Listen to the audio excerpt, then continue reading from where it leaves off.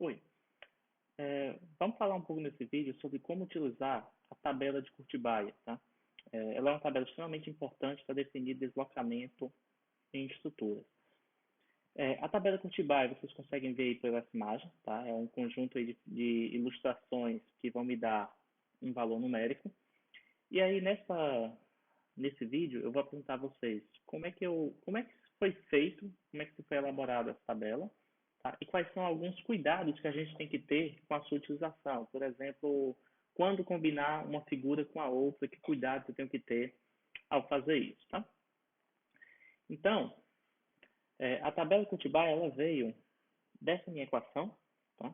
Essa é a minha equação de deslocamento, onde a minha deformação na peça, meu delta, ele depende de quatro parâmetros, tá? Depende da influência dos esforços normais, ou seja, tração e compressão. Depende da influência do momento fletor, do esforço cortante e, se a gente estivesse trabalhando aí fora do plano, também do esforço torsor, tá? Então, o princípio de trabalhos virtuais me deu isso daqui, que a deformação não pode ser dada por essa combinação, onde esses valores que tem um tio, né, eles correspondem ao diagrama de carga unitária, tá? A equação do diagrama de carga unitária. N tio, normal unitária. M tio, fletor unitário, e aí sucessivamente, tá? Só que a gente vai fazer uma simplificação nessa equação. Primeiro, para estruturas usuais, a gente pode desprezar o esforço cortante. Por quê? Porque é um valor muito irrisório comparado aos demais. Então, a gente pode fazer essa consideração. Então, desconsidere esse termo. Segundo, a não ser que a gente esteja trabalhando com estruturas que trabalhem realmente com esforço normal, a exemplo de pilares esbeltos, de barras de treliça, de contraventamentos e tal, a gente não tem muita necessidade de se considerar o esforço normal, por também não ter uma grande incidência. O erro vai ser mínimo também nessa condição. E a terceira consideração que a gente vai fazer é a seguinte: vamos trabalhar com estruturas no plano, ou seja, vamos desconsiderar aí que possa existir torção na minha peça. Tá? Então, a gente também vai desconsiderar a torção. Ou seja, a minha deformação ela vai depender agora essencialmente dos momentos fletores. Tá? Outra consideração, a tabela Cuttibella foi feita para as constantes aí, tá? Para o EI constante, a rigidez da peça sendo constante. Então, como é uma constante, eu vou tirar da integral e aí vai ficar a integral de m tilde dx. Isso é o que a tabela Cuttibella me fornece, tá? O valor dessa integração entre o diagrama real, o m, e o diagrama virtual, o m tilde, tá? Ou virtual, alguns vão chamar também de unitário, tá? Então, se eu pegar, imagine uma situação onde eu tenho lá que o meu diagrama de momento fletor real da peça deu uma parábola, e quando eu fiz lá o virtual, vamos simular aí que deu, eu vou simular aqui qualquer coisa, tá? Que deu também uma parábola. Beleza, então parábola com parábola, a gente vai ter aqui, ó, o resultado daquela integração vai ser dado por esta equação. Então, dependendo dos diagramas, eu vou conseguir obter seus valores. A essência aqui, vocês precisam, tá, quem está executando precisa ter total noção de como é que se executa diagramas, tá? Como é que se elaboram os diagramas, quais são os valores máximos, qual é a distância. Então, tem que saber realmente os conceitos de estática e conseguir elaborar diagramas de momento fletor. Tá? Pois bem, vamos para o primeiro exemplo aqui da aplicação do método. Aqui é um exemplo bem simples, eu tenho uma viga biapoiada com uma carga P concentrada, e eu quero saber qual é o deslocamento exatamente neste ponto. Se eu quero saber o deslocamento desse ponto, o que é que eu faço? Eu repito a estrutura, só que agora com uma carga unitária na direção do meu deslocamento. E aí eu vou obter dois diagramas de momento fletor.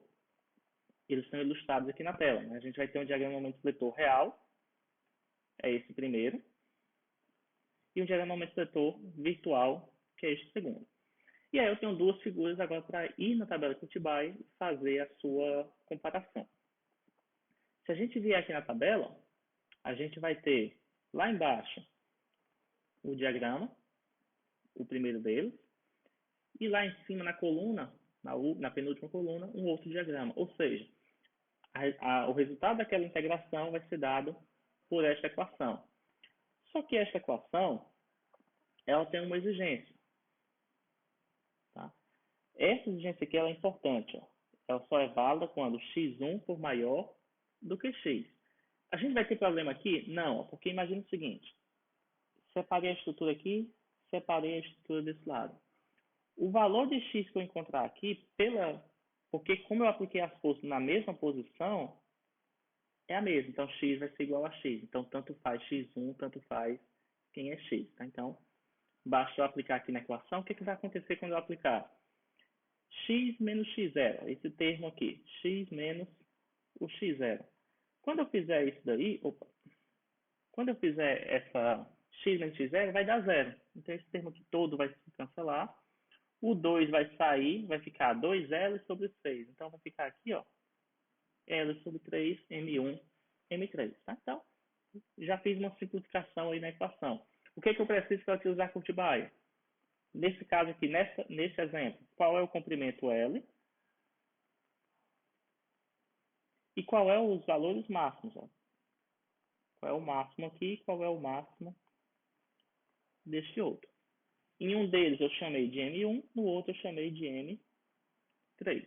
Tá? Então, essa figura está correspondendo a esse diagrama, esta figura está correspondendo a este diagrama. Esse é um dos cuidados que a gente vai discutir um pouco mais à frente.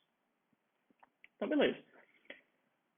Nesse primeiro exemplo, eu fiz questão de trazer aqui, ó, o termo 1 sobre a i, para que a gente não esqueça que ele consta quando eu quero descobrir o meu deslocamento. Tá? A Curtibaia só me fornece a integral. Pois bem, um segundo exemplo. Eu tenho agora uma viga em balanço com uma carga concentrada e eu quero descobrir qual é o deslocamento neste ponto. Beleza, aplica o mesmo princípio.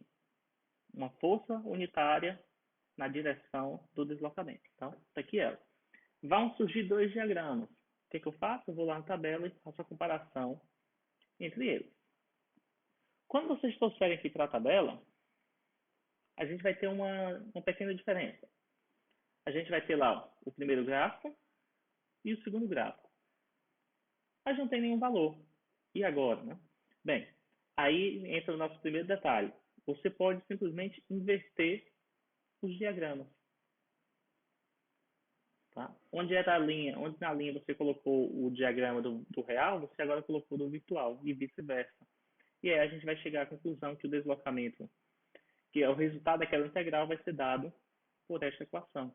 Tá? Então esse é o primeiro cuidado que vocês devem ter. Se não estiver aparecendo, né, se não surgir aqui o valor, beleza, inverte a linha pela coluna e você vai resolver esse problema. Tá? Então essa é a primeira recomendação. Eu trouxe aqui só para a gente discutir. Tá? Então percebam quais são as informações que eu preciso ter para executar, para utilizar a tabela Curtibaia. Eu preciso saber quem é o momento do lado esquerdo, quem é o momento do lado direito, além do comprimento L.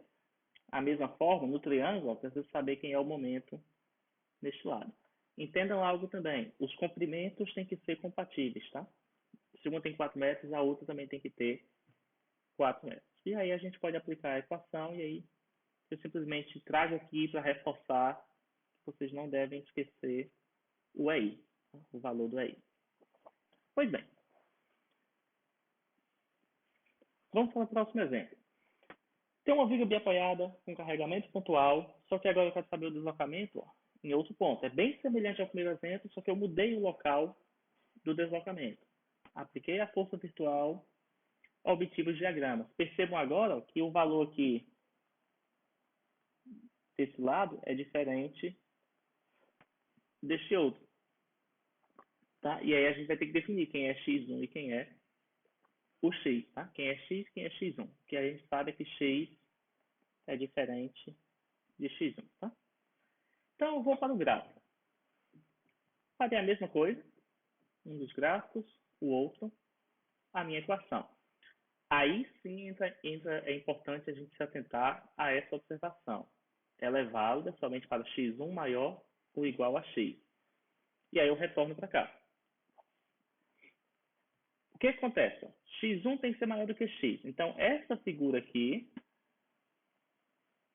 ela tem que ser atribuída a quem tem o maior X. Se a gente pensar nisso, a gente vai atribuir ele, ó, para este ponto.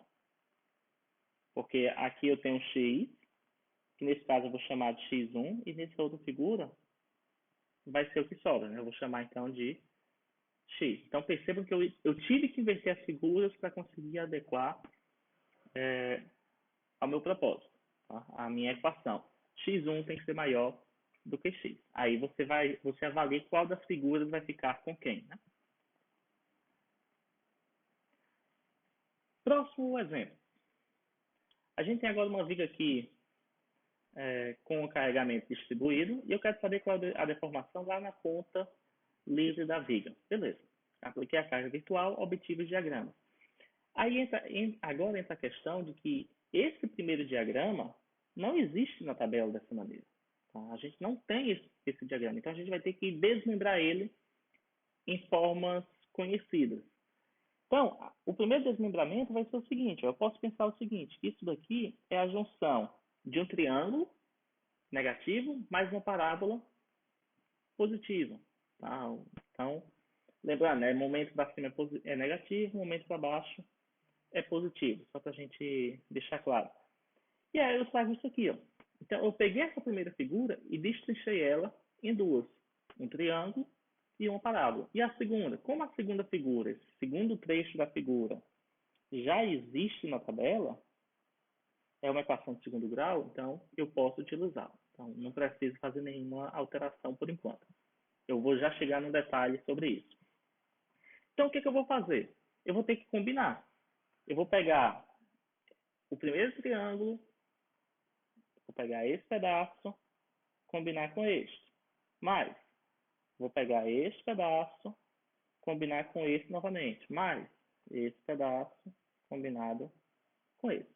E aí, para deixar claro aqui na equação, eu fiz o seguinte, ó, eu botei aqui, primeira integral, 1A. Então, é o trecho 1 na condição A. Segundo, 1B, trecho 1 na condição B. E aí, o da segunda condição. Tá? Só para deixar mais destrinchado aí a nossa equação. Vamos por partes. Então, a primeira parte, deixa eu apagar aqui. A primeira parte a gente tem o seguinte, triângulo com triângulo. Vou lá na tabela, consulto, triângulo com triângulo.